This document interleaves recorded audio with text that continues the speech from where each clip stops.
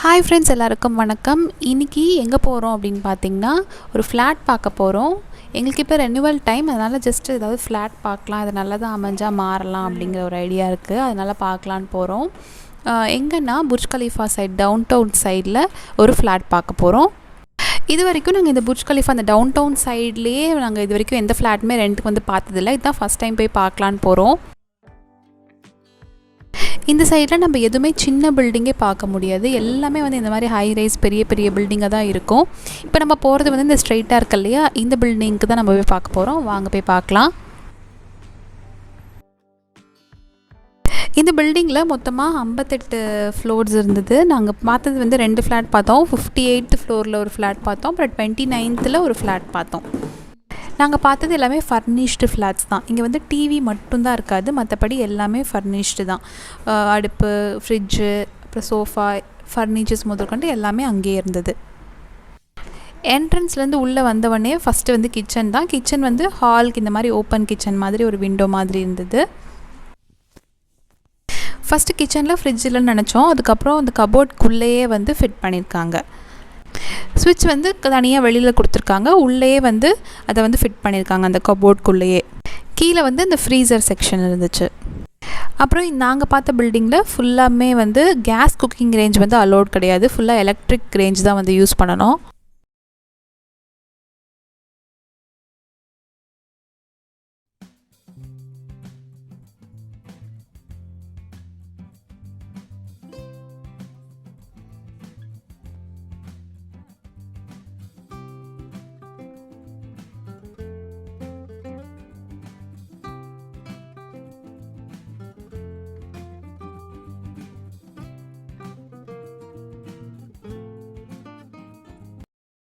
இப்போ நம்ம வந்து வீடியோவில் பார்க்குறது வந்து 58th ஃப்ளோர். இங்கேருந்து பார்க்குறதுக்கு வியூ வந்து ரொம்ப நல்லா இருந்துச்சு.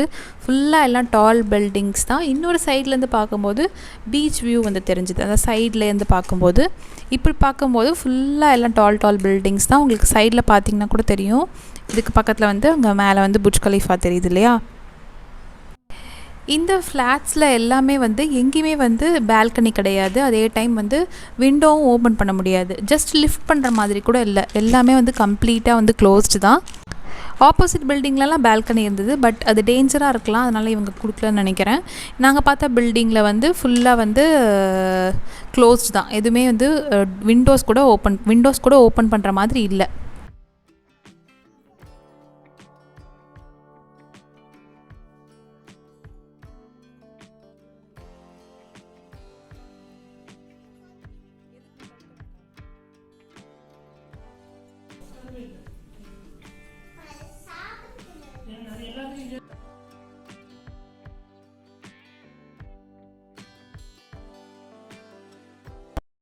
ஹால்லேருந்து ஸ்ட்ரெயிட்டாக போனால் லாண்ட்ரி ரூம் இருந்தது. அப்புறமா 2 ரூம் இருந்தது. 2 ரூமே ஒரே மாதிரி தான் இருந்தது, ஒரே சைஸ், ஒரே மாதிரி தான் இருந்தது.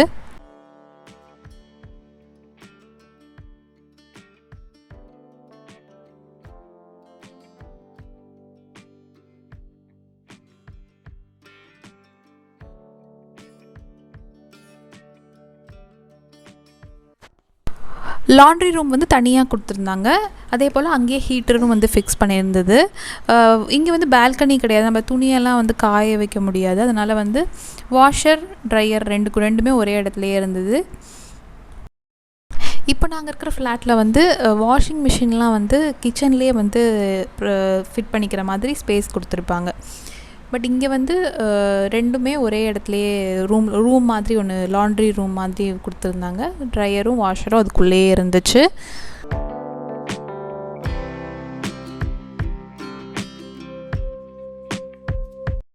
அப்புறமா இங்கே 29th ஃப்ளோரில் ஒரு ஃப்ளாட் பார்த்தோம். இது வந்து நம்ம மெட்ரோ சைடு வரும். மெட்ரோ சைடு வந்து பால்கனி வியூ மாதிரி வரும்.